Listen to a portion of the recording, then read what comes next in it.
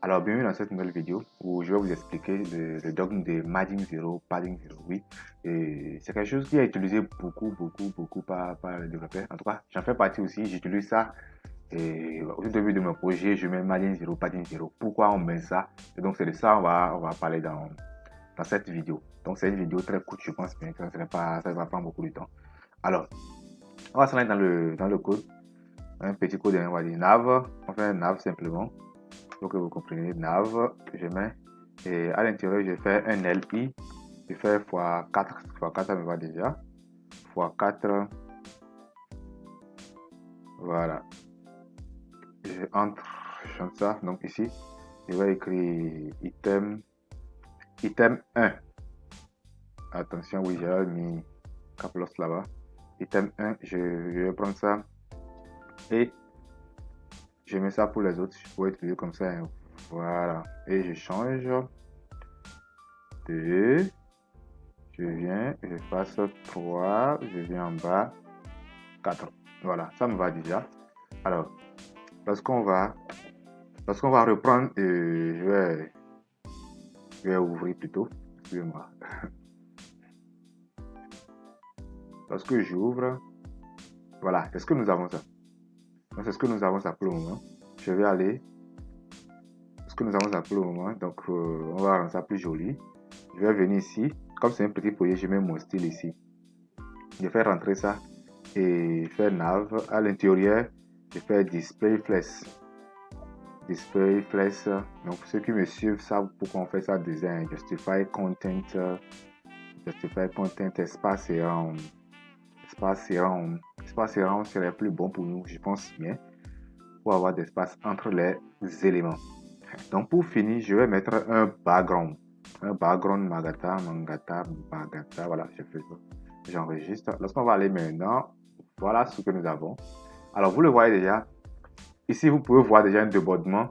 On a un débordement qui est ici. Un débordement. Et c'est pour ça on utilise Margin 0, Padding 0. En fait, le débordement qui est ici, c'est un débordement qui est lié au body lui-même. Pour que vous compreniez, je vais inspecter la page, vous allez voir. Vous allez voir que pour cet élément-là, il n'y a pas de margin supplémentaire, ni padding supplémentaire. Vous allez voir. Excusez-moi, pour la voix, c'est le rhume.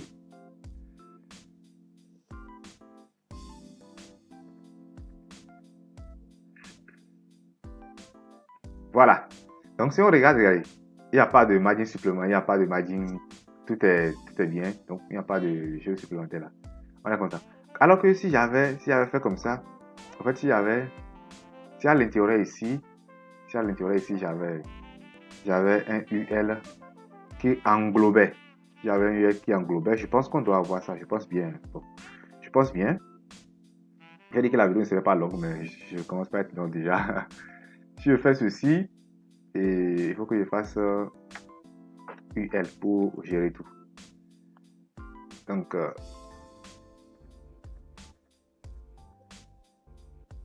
je vais... Voilà. Non, malgré ça, ça ne fait pas. Donc, vous comprenez là, ce que je veux vous montrer, c'est que j'enlève l'inspection d'abord. C'est que voilà. Au moins, ça c'est encore augmenté quoi, un peu. Je ne sais pas si vous voyez ça. Ça c'est encore augmenté un peu. Je ne sais pas si vous voyez ça en haut. En haut, ça s'est augmenté un peu. Donc, ici, c'est un margin qui est lié à body. Donc, lorsqu'on va aller maintenant au niveau de mon style plutôt, je viens et je fais body. Je dis margin 0. Je mets margin 0. Je mets également padding. Je mets padding également 0. Voilà, j'enregistre. Et quand je vais, vous voyez maintenant que malgré ça, ça ne va pas. Alors que si j'avais enlevé, excusez-moi, alors que si j'avais enlevé lui, si j'avais enlevé ça, j'enlève, j'enregistre, voilà. Si j'ai fait comme ça, et je vais regarder. Attention, j'ai enlevé, oui, autant pour moi. En fait, quand j'ai fait d'enlever, je peux enlever ici. Je peux enlever là, voilà. Donc, voilà. Vous voyez, ça marche correctement ici. Donc, ce qui veut dire que, au fait, le border, lui, il avait pour lui. Si j'enlève margin 0, padding 0 pour border ici, j'enlève ça, je mets rien là. Vous allez voir que on aura notre marge, voilà, vous voyez. Et l'autre vient s'ajouter maintenant. Donc, les margin 0 et padding 0 qu'on ajoute, en fait, c'est pour enlever les marges extérieures et les marges intérieures qui étaient déjà là, quoi. Et là, maintenant, c'est comme si on réinitialise, voilà. On réinitialise tout, on met tout à zéro. Et maintenant, c'est au développeur lui-même qui va gérer tout. Ici, maintenant, quand c'est ce débordement là, bon, si quelqu'un ne sait pas faire, s'il ne comprend pas parce qu'il ne comprend pas que c'est sur les margins et padding, il va tourner en rond depuis là jusqu'à là, il ne pourra pas le faire. Donc, vous voyez un peu. C'est pour ça que tout au début, il y a là, on met. Et pour le body, bon, pour le body, d'autres personnes, pour gérer correctement, en fait, au lieu de mettre ça pour le body seul là, ils mettent ça simplement pour tout. Donc, avec le sélecteur all pour dire margin 0, et margin 0, padding 0. Et là, vous allez voir que même si je mets un padding 0, je mets ici padding 0 également. Et si je vais, voilà. Mais même si je mets, même si je mets un nu L, donc ici, je vais mettre l'UL là directement. Je mets l'UL là. Et je vais mettre ici UL, je fais entrer, je copie ça et je viens en bas. J'enregistre. Alors, si je mets ici, vous voyez qu'il n'y a pas de problème toujours, quoi. Il n'y a pas de problème. Parce que le all, ça veut dire que c'est pour tous les éléments. Ça veut dire que tous les éléments que nous avons ici, je viens en haut. Je ne sais pas si vous comprenez. À toi, comprenez quand même. Si vous ne comprenez pas, posez vos questions en commentaire, je vais répondre. Donc ici, ça prend ça pour tout le monde, quoi. C'est tous les éléments qui sont sur la page, on met le margin à 0, padding 0. Et c'est maintenant en travaillant que vous pouvez redéfinir les éléments les margins et padding que vous voulez. Donc voilà un peu l'importance de margin 0, padding 0. Et donc si vous avez aimé cette vidéo, je vous demande de mettre un j'aime pour montrer que vous avez aimé ça et de partager afin que les gens puissent comprendre pourquoi on utilise ça. Parce que je suis sûr qu'il y a des gens qui en souffrent par rapport à ça. Moi aussi, ça m'est arrivé au tout début quand j'ai commencé le développement web.